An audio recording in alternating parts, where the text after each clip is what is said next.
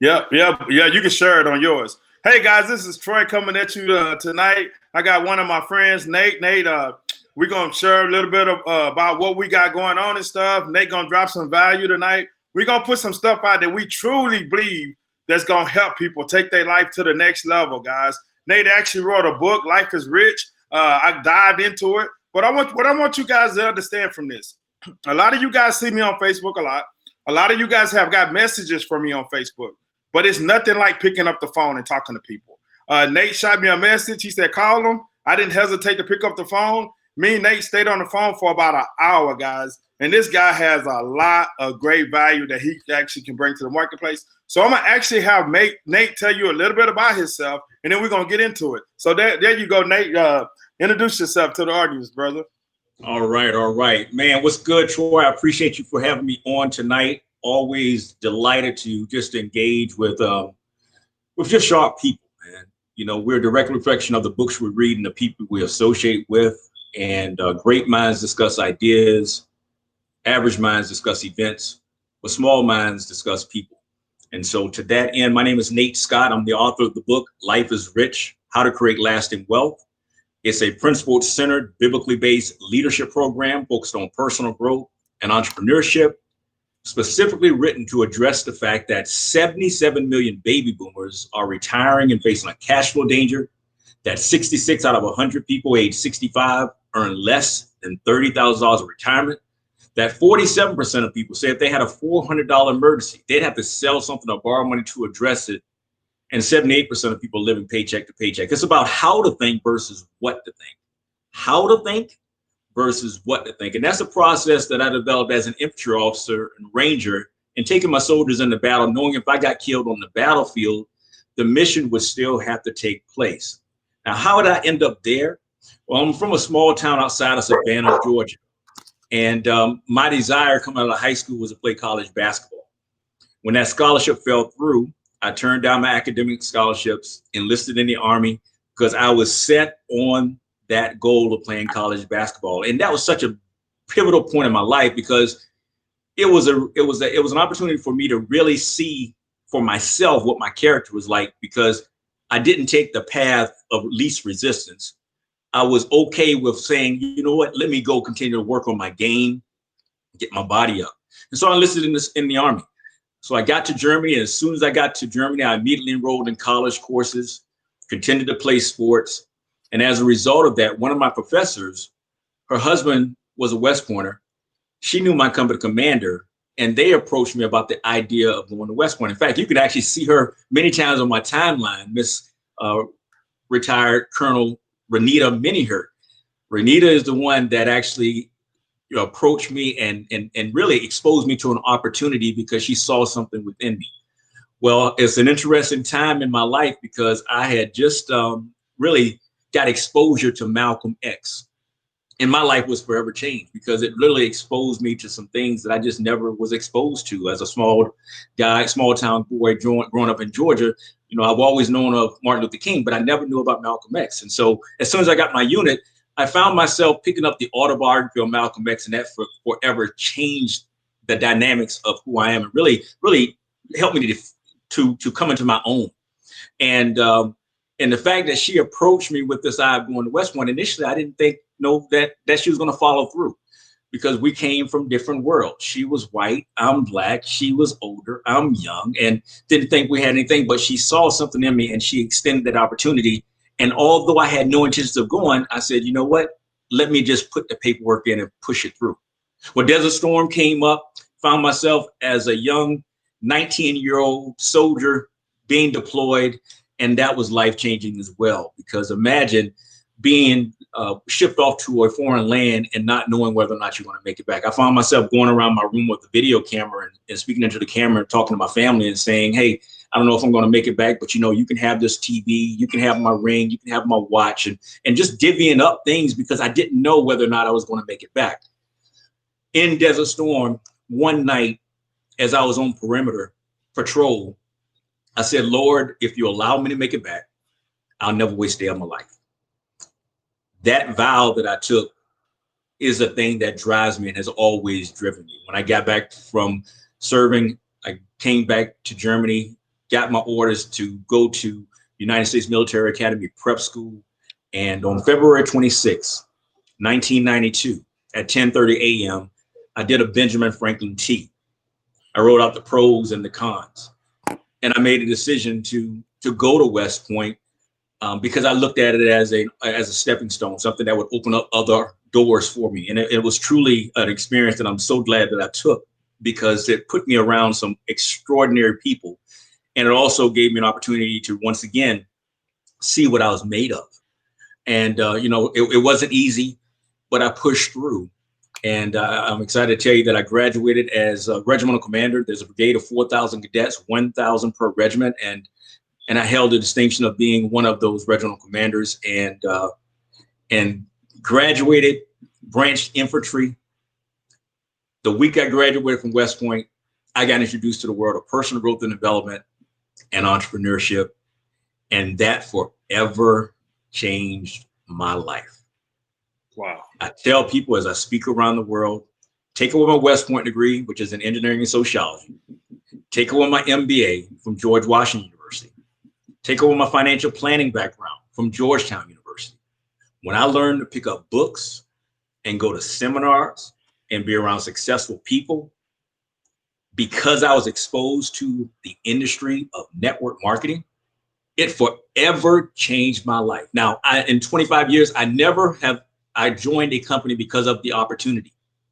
But the mere fact that I was able to value and appreciate all of that was available for such a small amount, it put me always on the side of being an advocate for anyone that has the desire to create more, to be more. There's no comparison at all. There's no comparison to having a lifetime, or having a commitment to a lifetime of learning. And as a father of two amazing teenagers, I'm not raising my children to go to school. I'm not raising them for that purpose. Instead, what I ask, and this is where you want to write down a note, I ask 3 questions. Do you want a job? Do you want a career? Or do you want a life? Do you want a job? No. Do you want a career? Or do you want a life? And fortunately, as a parent, I have each one of those in my story, that I'm able to be objective and to take each one of my children as they are individually and pull out their individual greatness, so that I can in turn guide them according to what best suits them, versus them following the path and trying to live up to that which dad chose to do. And man, that's really why I want to hand it off to you and say I appreciate having the opportunity just to give that, because if nothing else comes out of this, I want everyone out here that has been in a situation where you thought maybe you didn't have enough, or that it was something to do with your degrees, or if there was something that you saw someone else having and you were in your mind thought that you didn't have it. I want you to think about The Pursuit of Happiness, and that one scene when Will was on the basketball court, when the white guy came up in the red sports car, and Will said to him, because he recognized him as somebody that looked like he was successful, and he says, I have 2 questions for you. This is $1 million question. What do you do, and how do you do it? What do you do, and how do you do it? That right there, that one scene right there can help you to go out and create 7 figures. Because all that shows is the first identifying someone that has that which you desire, and then going and ask them for the blueprint to getting to it. That's powerful, Nate. And I got to stop you right there. And the reason why is because we talked about network marketing. It's so many success stories. All you got to do is tag up with somebody that's already created the level of success. And I think a lot of times people, they get it all, kind of mixed up. They don't understand. Network marketing is a business of personal development.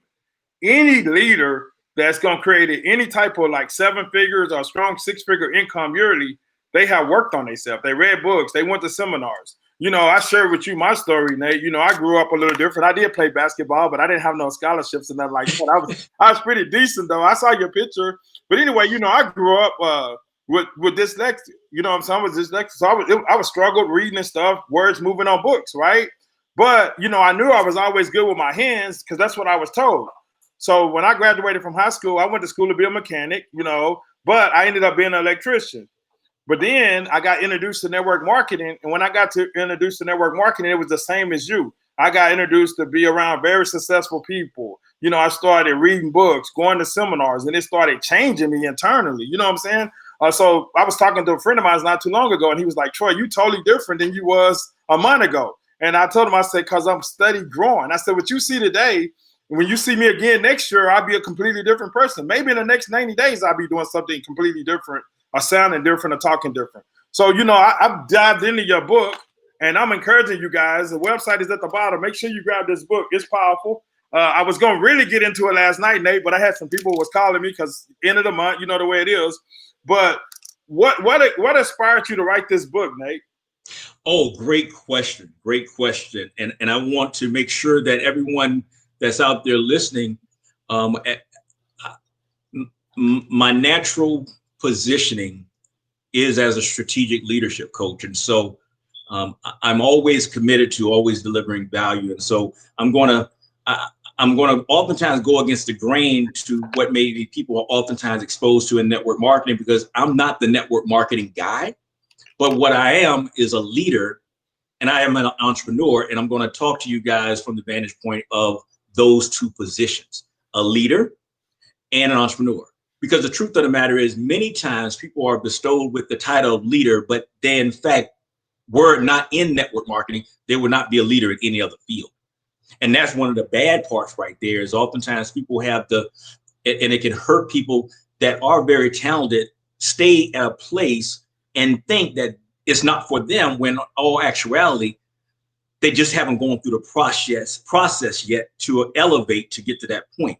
And I can tell you about that. But the book came as a result of in 2013, I think it was, I was at an event, and I was just, you know, as we mull around outside, a six-figure earner was standing next to me, and we were in a conversation. And I said to him, you know, you do an amazing job with motivating people and hype and moving the crowd. I said, but let me ask you a question. What do you do to create an anchored belief? He looked at me like, what do you mean? I said, wow. Just think about it. An anchored belief, something that will allow you to have retention.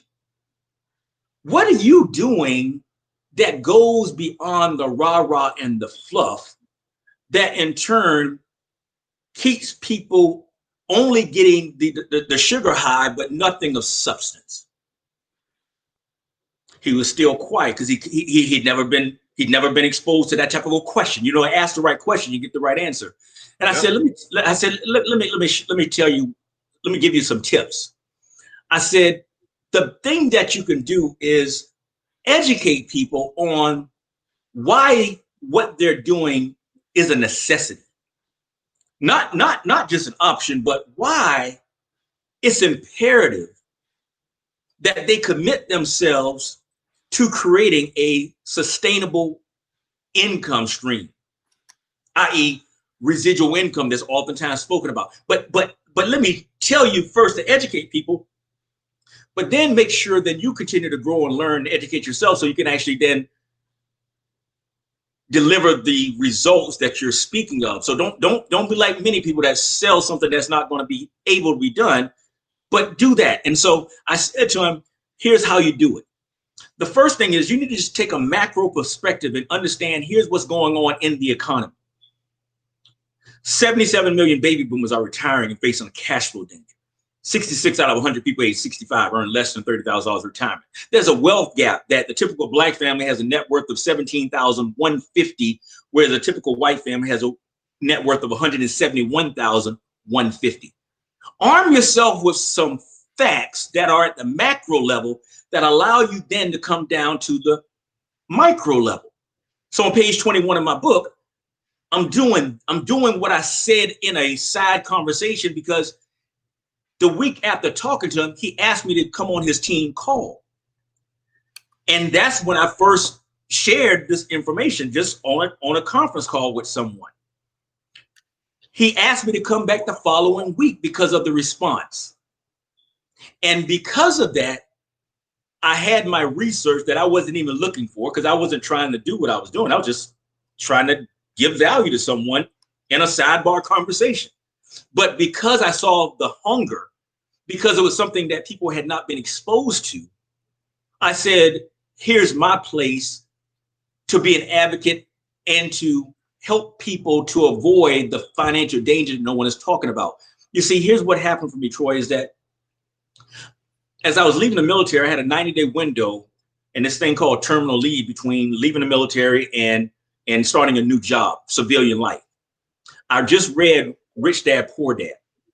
I knew that I had a limited time and I took massive action. And so 90 days after reading Rich Dad, Poor Dad, I went out and acquired over $1 million in assets, which laid the foundation for my first million at 32. Well, that then led people to start cold calling me. One question, Nate, because I think a lot of times miss this. You just hit 2 high points, and I want to make sure they really get these 2 points. Belief. You got to have something to build your belief. The rah-rah and the hype, that's only going to last for a certain amount of time. By the time you get home, that's over. So that one. And then that second thing, when you got out the military, I don't think people understand the power of massive action. You know. So go ahead, man. I just had to slow you down. I want people to get that. The belief and the massive action changed the game. In whatever it is that you commit your mind to and you commit your effort to. Because see, your thoughts lead to feelings, which lead to actions, which lead to results. Your thoughts lead to feelings, which lead to actions, which lead to results. And so that 90-day window was tied into, I had some emotions regarding my family and what I was going to be doing when I'm transitioning, because I wanted to buy a home. And I realized that if I was transitioning, I was going to be in between jobs, which means at that time, in that era, you had to have a history of income. I wasn't going to have a history of income because I was going to be leaving a career. I was going to be starting a new job. So I couldn't transfer and say, this is what no, I'm starting from ground zero. And so from there, went out, had massive success. One of my holdings was a 40-unit apartment complex that set the tone for everything else. And from there, it eventually led me to financially retiring at 32 and moving to Jacksonville, Florida, sight unseen, because I wanted to get closer to home, which is Savannah, Georgia. But I made the move because I always said that my exit strategy was going to be tied to family. My exit strategy from the military was tied to family because at 19, I was in combat and I knew I didn't want to have any loved ones worrying about me and me then going back and being deployed again as an infantry officer and a ranger. Same deal, leaving the military. I left when I left the civilian world, it was because I had realized that I had the income coming in that would allow me to have options. And so that's what led me into going into the financial services, because I've been getting cold called by people and they didn't know my background. They didn't know I was a West Pointer. They didn't know I had an MBA. They didn't know I had finance planning. But more importantly, they didn't know I was looking for an advisor. See, I was looking for an advisor not because I didn't know what to do. I didn't want my emotions driving my decisions. See, because I was an enlisted soldier first, I didn't have an issue with people's title and whether or not someone was capable to do whatever they were able to do based on their positioning. No, instead, I respected people and knew people knew their specific job and assignment. It didn't take away responsibility as me as a leader to manage to be the CEO of my own household. But it's so important it's always important to have someone watch you swing. You got to make sure that if you ain't playing team, if you're not surrounding yourself with talented people, if you're trying to do everything on your own, you're going to miss opportunity. And so that's where my mindset was. But because of the questions I asked, they didn't give me answers that made me understand that they didn't have to embellish where they were at, that they were good enough, and that I was looking for them to support me based on their expertise. And so that's what caused me to go into the financial services, because I wanted to see what they're being taught. And so I moved. I wanted to have that time. I accepted a position with UBS Financial Services as an advisor. And within a week of being there, realized that my background and experiences didn't matter, that it wasn't a job of making people money. It was a sales job. And that blew my mind. Wow. because here I was thinking here, this financial advisor that these people were doing. And I'm like, no, when I learned from the inside that no, I needed to have enough people saying I was a great guy. And so I threw myself into the community and networked and built a book of business, founding board president of a nonprofit and Mayor's Human Rights Commission, all the things to move around the network. But I saw that in that business, I was naturally trying to run people through their numbers as I did on page 21 in the book, so I can show people their real assessment. But I saw that people didn't have enough income or enough time or a great enough rate of return. And because of that, they ended up starting asking me what I did. And so I started to give them things that I wasn't getting paid for. And so when I left that business, I left to be CFO of an Inc. 500 fastest growing company, but I never forgot the opportunity to serve and to fill the gap, to be the truth bearer. So now when I speak, I always tell people, bring your CPA, bring your financial advisor, bring your pastor, bring your rich uncle, bring anybody that you trust so that they're in the room like right now. I hope that you guys have the people that you trust listening at the same time so that no one pulls you off to the side and then try to talk in your ear about, well, this is what he said. No. I'm for you. And I actually reference it in chapter 2 of my book. Every chapter begins with scripture. The first one is 1 Peter 5, 2 and 4. Chapter 1 is leadership is the answer because it really begins with you. Everything that you need to do is first with you. You've got to be the example. So leadership is the answer. Be shepherds of God's flock that is under your care, serving as overseers, not because you must, but because you're willing, as God wants you to be, not greedy for money, but eager to serve, not lording it over those entrusted to you, but being examples to the flock. And when the chief shepherd appears, you will receive the crown of glory that will never fade away. Leaders' responsibility over those people that there have been charged to lead and assigned to lead. Chapter 2, what is the cash flow danger? And this is the critical one that really endears me to people like you. When I say the good guys, I say John 10, 6 and 11 says, this parable spake Jesus unto them, but they understood not what things there were which he spake unto them. Then said Jesus unto them again, verily, verily, I say unto you, I am the door of the sheep. All that ever came before me are thieves and robbers, but the sheep did not hear them.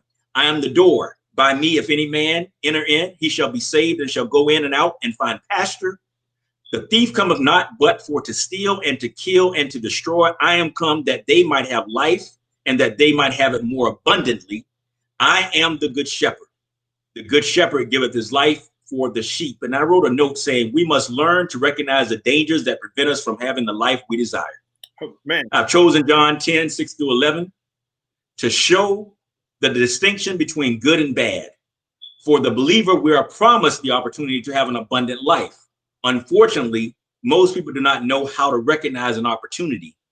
As a servant-driven leader, I am called to teach people how to, and that's what I see you as, Troy. And that's why I'm delighted to jump on your show, because we're cut of the same cloth. We are people that care about people getting quality information. In turn, we don't have a scarcity mindset, and in turn, we're always looking to deliver value. So. Yeah, and that's powerful within itself, Nate. And I think that's, because as a leader, man, and I know you went into battle and you play sports, and I noticed like a lot of my friends, like ex-military friends that actually get into network marketing or any type of sales or business, if they believe in it, I guess because of the foundation that's laid, they do very well at it.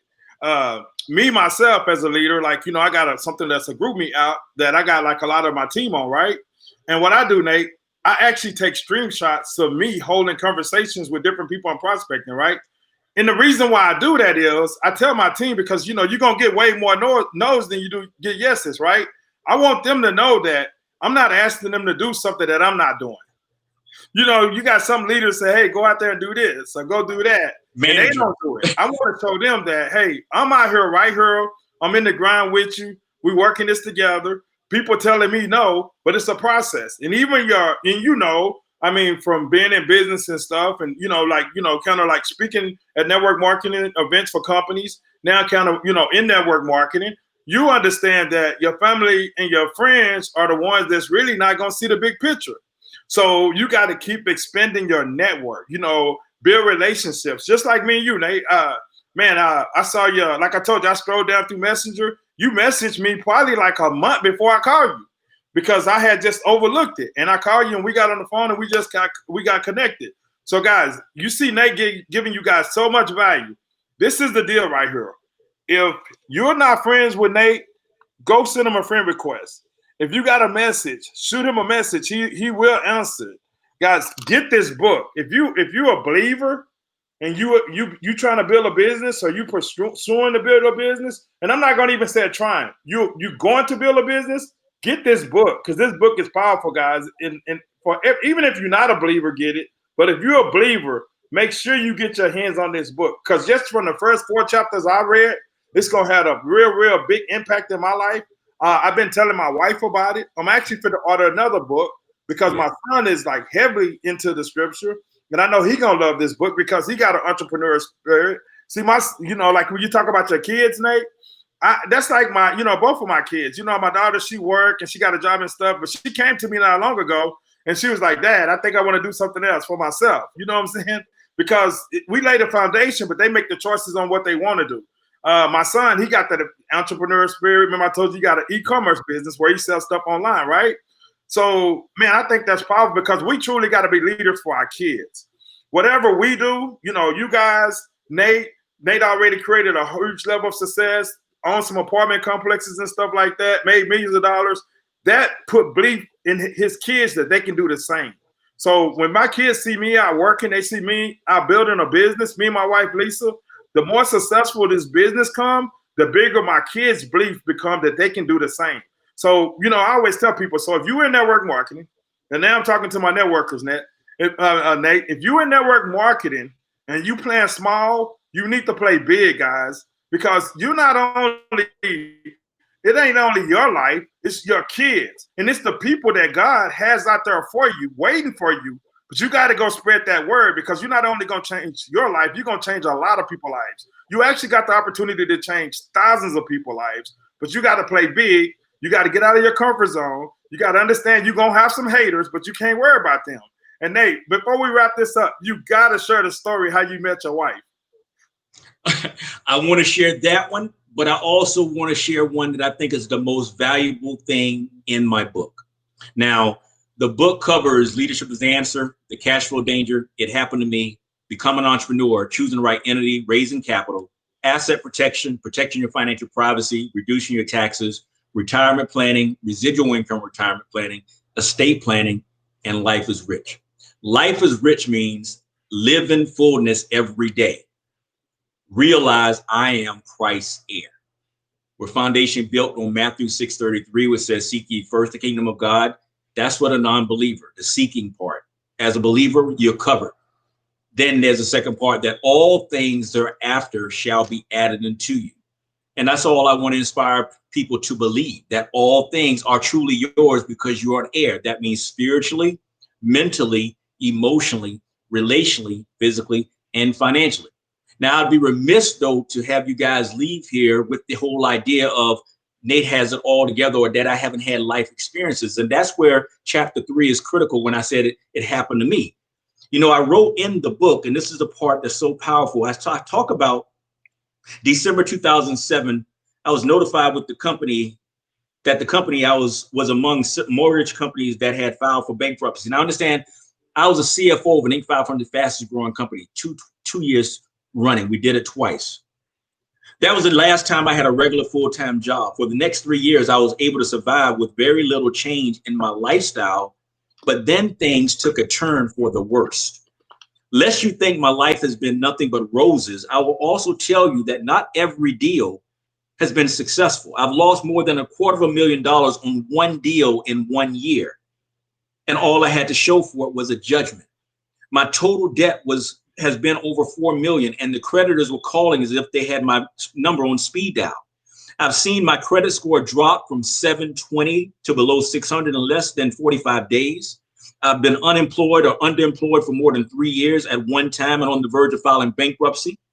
Yes, life happens. So when you find yourself on uneven ground, You have to accept responsibility, assume a defensive position while stabilizing, keep your head up, and persevere. It was probably the lowest point in my life. How could I be a successful businessman and be broke financially and personally? My life was out of balance. My marriage was ending. And for the first time since walking the perimeter in the desert, I was unsure if I was going to make it out alive. How could this have happened to me? I was too smart and too educated and too good at what I did to be nearly bankrupt financially and personally. I had become a millionaire and now it was gone. I was feeling like an utter failure. All of this hits close to home. There's a feeling of embarrassment and sometimes you feel like a failure. That's hard. Fortunately, I was able to make it because of my faith and my mindset and help from my family and a couple of friends. I had a safety net, but many people do not have that safety net. So here's how I came through the storm. I took off a 7-day retreat. I figured out that something was really wrong with me in the way that I was living my life. I had become obsessed with making money and doing deals. I had succumbed to the erroneous thought that my self-worth was dictated by my net worth. I was not a great dad and I was a horrible husband. I needed to rebuild my life and start again. The way I described this time is that it was like playing a basketball game. As I was running off the court at a halftime to go to the locker room, I glanced up at the scoreboard and I was losing in the second quarter of my life and nearing halftime. And then I go in and tell you the actual steps that I went through. So I have to tell you that because that has produced the most results, because it lets people know that I've never been defined by my stuff. And it's the character test. Where do you have your anchored belief? So here's how I met my wife. Hold on, Nate. July 8th, hold on, right before you share that, because I really appreciate you sharing that, because, you know, just being in the network marketing profession, I'm back to networking again, because, you know, a lot of times people see these people on stage and they see these people that's making 6 and 7 figures, right? But they don't talk about the struggles. I mean, you know, I share this story. The first company me and Lisa got involved in, we was making real good money, and they decided to change the plan. And our check went down to $300. You know, that was the struggles. Then we got in the second company. We really had to learn the industry, and we struggled. So it's all a struggle before the success comes. And you know, like the first company, we took off like this, and then it went like that. You know, but that's a part of life. So you know what I started doing, Nate, and I got this from one of my mentors, Ray Higgins. I started documenting everything, like my checks. I take pictures of them. The stream of my volume in the back of my business, I take pictures of them, right? And I don't share them like right at this moment. But right when I build this where I'm building it to, and when I get and tell my testimony, I'm gonna be able to show documentation. Because a lot of times once you make it, people look up and they be like, oh, he got lucky. Oh, this happened, or they gave him this, or they gave him that. But when they see the documentation, I mean, it blows people away. But it does a couple of things when you show them documentation like that. It helps build somebody else believe that it's possible. That, you know what, I can do this. If I make a decision, because it's really, you know it, Nate, it boils down to decision. Once you make a decision to do something, and then you position yourself around the right people that's gonna help you build your belief, and then you know turn it over and say your prayers and ask God for it, it's gonna happen. It's nothing can stop it. So I'm gonna let you go on and tell a story about your wife, because I thought that was a very unique story, man.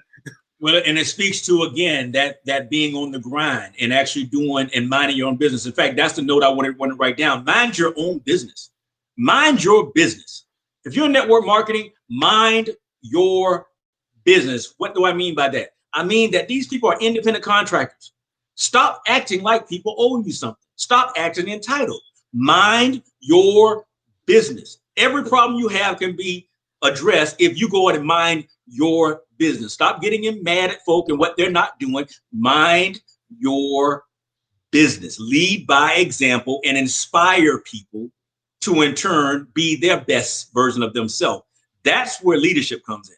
So here's what happened. July 8, 2015, I was leaving LA Fitness. I passed a pink Cadillac. I didn't see the person in the vehicle, but I recognized the vehicle as a status symbol. Pulled on the side of the road, although I had this little talk to myself, man, I don't feel like talking to nobody. But I said, I better do it. It's kind of one man on one shoulder, another on the other side. Man, you better get your butt and do what you're supposed to be doing. Pulled on the side of the road. As the vehicle came by, I got out, grabbed a copy of my book. I flagged her down, handed a copy of the book through the window, said, here, read this. If you get any value from it, you can pay for it later. I went right. She went left. She contacted me on July 26th, telling me she'd read it. She shared it with 30 of her directors at her national event. They all wanted it. They contacted me from Dallas at the event. When we made connection back in Jacksonville, Florida, we met up. I signed her book. She asked me to do a conference call with 200 of her ladies. I said, bring the husbands on. From there, she asked me to do a live event at her center. And then after that, she paid $4,500 to work with me for 90 days. This was 5 years ago. We developed a great friendship and made a recommendation to her that without trying to get her into something, but I made a recommendation to her based upon the goals in which she had, and it was wellness and wellness, health and wellness is something, because I always tell people your health is your wealth. And so gave a recommendation to her. She took the recommendation. We developed a friendship over time. She lost her father in January 31st, and over nachos and scandal, we developed a friendship. And lo and behold, we married less than a year, meeting at the stop sign. And that one prospect forever changed my life. And it was truly God's favor, because it was the test of that loss that I had and my relationship with him to stay the course and not change my disposition, not ducking and hiding and trying to be something else. And from there led to me doing what I was supposed to be doing, which led to me marrying my soulmate. My wife is a phenomenal, phenomenal person inside out. But historically, she's the 17th woman of color in the 56-year history of Mary Kay Cosmetics to be a national sales director. She's the youngest Black woman in the history of the company to achieve it. And she retired January 13th as the youngest Black woman in the history of the company to retire. And so we have an assignment as a couple because of her background of 26 years with that one company and seeing it from there, but then having the wherewithal to hire me as a coach because she knew she had reached her lid, to then take my recommendations and allow me to expose some things to her about her model that wouldn't allow her to reach her goals. And that in turn led to her finishing out her journey and being able to walk away 12 years sooner than she had to, and doing it where other people stay till they're 65. But my wife was able to walk away at 53 and allows us now to stand on our own terms and just deliver value to people, and do so without having any agenda, but literally saying, hey, if you want mentorship, you want a plan, we are somebody that literally just can provide some insight. And the exciting thing is that we're just getting started as a couple. But she's amazing, truly, truly amazing. Andrea C. Scott is her name. Wow, that's powerful, man. And that's like a blessing within itself. You know, I always tell people there's no coincidences. You know, everything God has planned happened for a reason. Kind of similar. And I'll share this story and then we'll get off, Nate, and I'll let you close it out. A lot of people don't even know how I met my wife. The way I met Lisa is because my cousin dialed a number, which was the wrong number, which was Lisa's best friend. And what happened is my cousin, when they saw the lady, we was younger, and he liked her, and he begged me one night because Lisa couldn't go out unless she went, talk to her. Lisa's best friend couldn't go out unless Lisa went with her. So my cousin convinced me to go out with Lisa. And man, we've been married over 26 years now. But just because of that wrong call, wrong number, hey man, ain't no coincidences. Everything happened for a reason. Hey guys, get the book. I mean, really, grab the book. If you ain't friends with Nate on Facebook, go send him a friend request, shoot him a message. He'll answer. Follow this guy, guys. If you need a coach, hey, you might want to hire Nate. You know, just talk to him about that. Nate, if it's something that you can give them that could inspire them to actually take their business or their life to the next level, man, drop them that, and then we'll close this out. Here's the most critical thing for everyone to do. I'm going to give you two things. Number one is that anchored belief. I need each one of you to think about what dollar amount, what's the monthly amount that you're planning for in your career right now. Right now. Because see, there are many of you right now that you are in a job, you're in a career right now. And I want you to look at it from that vantage point, because that's the typical thing. And let's just say that your number is $5,000 per month or $10,000 per month, because that's normally what I hear from people. With that, that's $60,000 a year or $120,000 per year. Assuming a 5% rate of return, that means that your 401k needs to be at 1.2 million or 2.4 million. I need you to look at your current numbers and see how close or how far you are to that nest egg that you need. Then I want you to look at how many years do you have to get to age 65. So if you're 40, that's 25 more years. If you're 30, that's 35 more years. If you're 50, that's 15 more years. Whatever that number is, I want you to divide that into that nest egg amount that you calculated.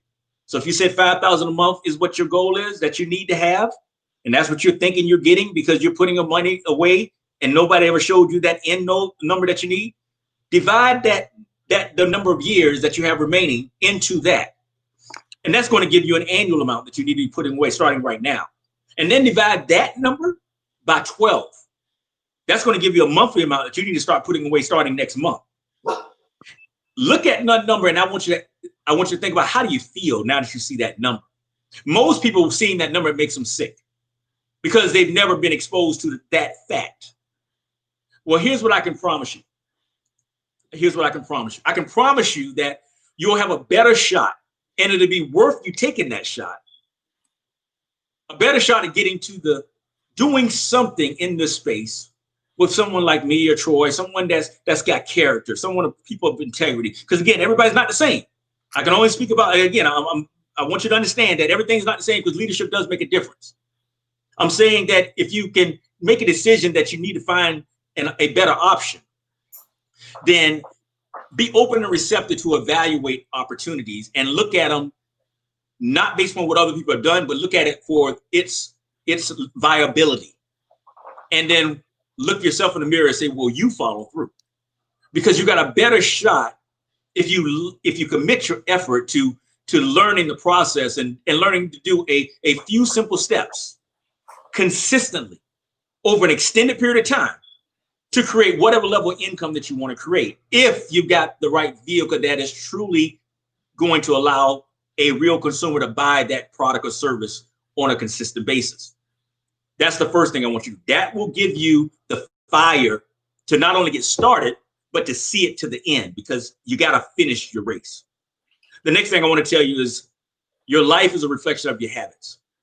Your best thinking has gotten you where you are today. If you want a new outcome, you got to change your habits. I challenge each and every one of you to join me over the next 100 days because there are 121 days left in the year. Join me in a 100-day challenge where you're doing a 100-day growth challenge. 100-day growth. I don't care what area you want to grow. I started mine today. I'm saying I'm going to drink a gallon of water every day for the next 100 days. I'm going to take my peak performance vitamins every day for the next 100 days. I'm going to do 100 push-ups and sit-ups every day for 100 days. I'm getting up at 6 a.m. every day for 100 days. I'm going to floss for 100. Pick wherever you want to do.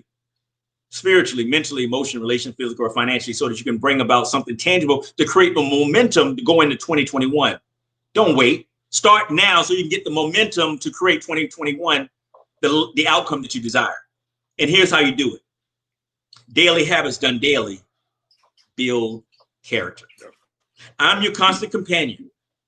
I'm your greatest helper or heaviest burden. I will push you onward or drag you down to failure. I am completely at your command. Half of the things you do, you might as well turn over to me and I will do them quickly and correctly. I'm easily managed. You must be firm with me. Show me exactly how you want something done. And after a few lessons, I will do it automatically. I'm the servant of great people and Allah's of all failures as well. Those who are great, I have made great. Those who are failures, I've made failures. I'm not a machine, though. I work the precision of a machine plus the intelligence of a person. You may run me for profit or run me for ruin. It makes no difference to me. Take me, train me, be firm with me, and I will place the world at your feet. Be easy with me, and I will destroy you. Who am I? I am habit. You want to change your life? Commit to changing your habits. Commit to doing those harder rights over the easier wrong. Never allow your character to be questioned. Build the brand based upon the outcome you desire. Remember, you are the asset. It's not the company. It's not the product. You are the asset, and your greatest asset is your mind and your time.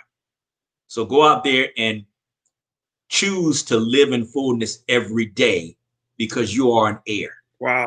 And that means it's already waiting. And that's powerful, guys. We're going to wrap this up, but I hope you guys got that, because that's one thing that I share with my team all the time, Nate, is that people buy you. They don't buy companies. They don't buy products. They buy you first. If you can't sell yourself, if they don't believe in you, you're not trustworthy, they're not going to do business with you.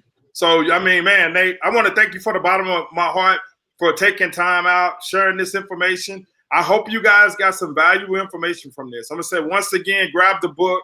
If you ain't friends with Nate on Facebook, shoot him a friend request, shoot him a message. I'm running that 100-day challenge with you too, Nate. I'm going to sit up and think about that tonight. What I'm going to do for the next 100 days. I really, truly believe in, like, growth, reading books, diving, more seminars, just really wanting to grow. But for the next 100 days, hey, I'm going to work out every day. I need to get back into working out. And I got a group for you. If you accept that challenge, I'll bring you into my closed group. Again, you just do. So you got the accountability and you got the support, but you're doing your own individual challenge. And I would ask that they, they can send me friend requests, but of course I'm stacked up.